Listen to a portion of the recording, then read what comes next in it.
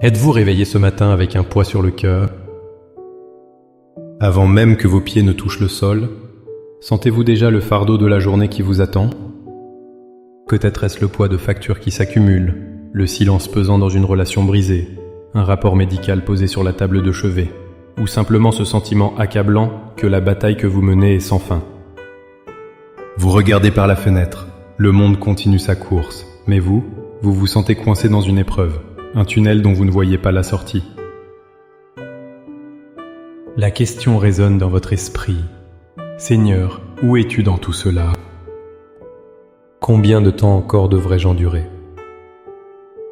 Mais que se passerait-il si, avant de commencer cette journée, avant de replonger dans le combat, nous prenions un instant pour changer radicalement notre perspective? Que se passerait-il si cette épreuve, cette douleur qui vous semble si inutile et destructrice, était en réalité la matière première que Dieu s'apprête à utiliser pour bâtir votre plus grand témoignage? La réponse à votre souffrance ne se trouve pas dans la fin de l'épreuve, mais dans la révélation de son but. Il existe une prière, une déclaration de foi puissante, qui peut commencer dès aujourd'hui à transformer votre champ de bataille en un podium de victoire. Dans les minutes qui suivent, je vous invite à faire plus qu'une simple prière. C'est un acte de confiance radicale pour déclarer que ce que l'ennemi a voulu pour votre destruction, Dieu le retournera pour sa gloire. Avant que nos mots ne montent vers le ciel, il est crucial de bâtir notre foi sur un fondement solide. Comprenez ceci, Dieu ne gaspille jamais une larme. Il n'est peut-être pas l'auteur de votre souffrance, mais il est le maître rédempteur de chaque situation. Votre épreuve n'est pas un signe de son abandon, mais une invitation à expérimenter sa puissance d'une manière que vous n'auriez jamais connue dans le confort. La Bible est remplie d'histoires qui le prouvent. Pensez à Joseph. Vendu par ses frères, faussement accusé, jeté dans une prison et oublié de tous. Chaque étape de sa vie était une injustice, une épreuve plus profonde que la précédente. Humainement, son histoire était un échec. Mais spirituellement, Dieu tissait une tapisserie de rédemption. Des années plus tard, face à ceux qui lui avaient fait du mal, Joseph a pu déclarer cette vérité qui doit devenir la nôtre aujourd'hui. Vous aviez projeté de me faire du mal, Dieu l'a changé en bien. Genèse 50, 20.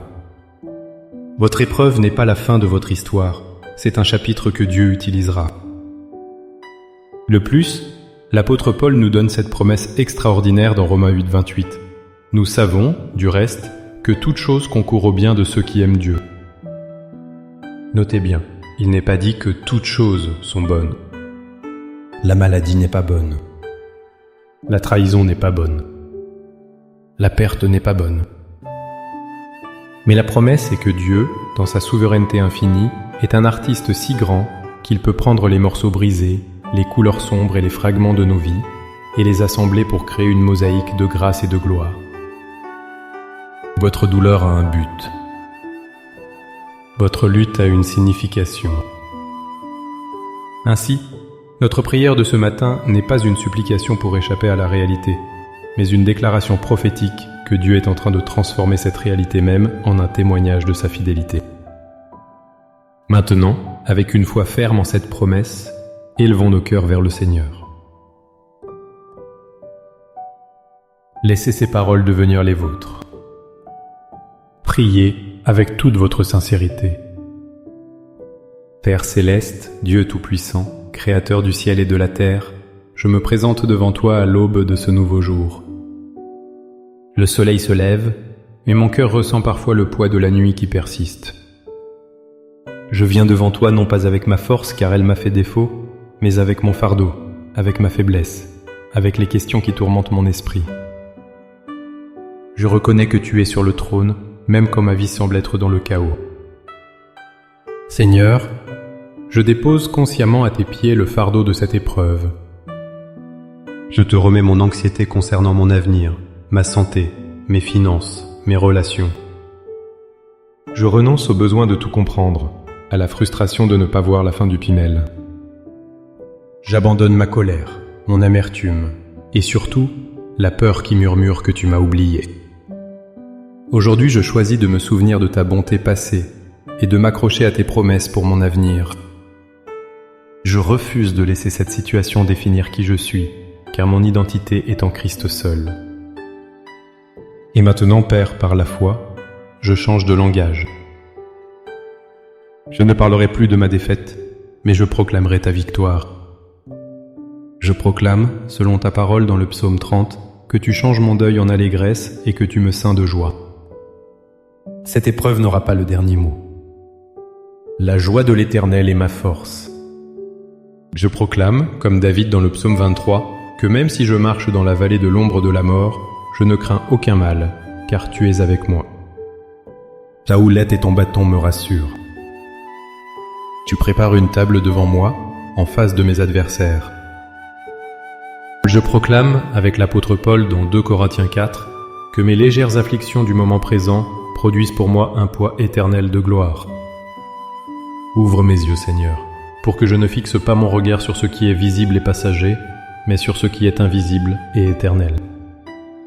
Je proclame que ta grâce me suffit et que ta puissance s'accomplit parfaitement dans ma faiblesse. Alors, je me glorifierai de mes faiblesses, afin que la puissance de Christ repose sur moi. Père, transforme ma zone de faiblesse en une toile pour l'exposition de ta force divine. Je te demande, Saint-Esprit, de m'ouvrir les yeux pour voir cette épreuve non pas comme un mur infranchissable, mais comme une porte. Une porte vers une foi plus profonde, une dépendance plus grande envers toi, une compassion plus sincère pour ceux qui souffrent, et un témoignage puissant de ta fidélité qui encouragera des multitudes. Par la foi, je reçois maintenant ta paix qui surpasse toute intelligence, pour garder mon cœur et mes pensées en Jésus-Christ. Je reçois ta force pour affronter cette journée, non pas en survivant, mais avec la certitude que tu es à l'œuvre. Et je commence déjà à te remercier. Non pas pour l'épreuve en elle-même, mais pour le témoignage que tu es en train de forger à travers elle. Merci Seigneur, car tu es fidèle. Merci, car tu achèveras la bonne œuvre que tu as commencée en moi. Au nom puissant et victorieux de Jésus. Amen. Le voyage pour voir une épreuve se transformer en témoignage est un processus, une marche de foi quotidienne. Gardez cette prière dans votre cœur tout au long de la journée. Chaque fois que le doute, la peur ou le découragement essaient de revenir, rappelez-vous les proclamations que vous avez faites. Votre situation actuelle n'est pas votre destination finale. Si vous avez été encouragé par ce moment de prière, n'hésitez pas à aimer cette vidéo, à la partager pour que d'autres qui luttent en silence puissent aussi trouver l'espoir, et à vous abonner à la chaîne pour grandir ensemble dans la foi. Pour affirmer votre pas de foi et sceller cet engagement dans votre cœur, écrivez dans les commentaires « Seigneur, mon épreuve deviendra mon témoignage ». Chaque commentaire est une graine de foi semée, une déclaration de victoire sur les circonstances. Que le Seigneur vous bénisse et vous guide. À bientôt.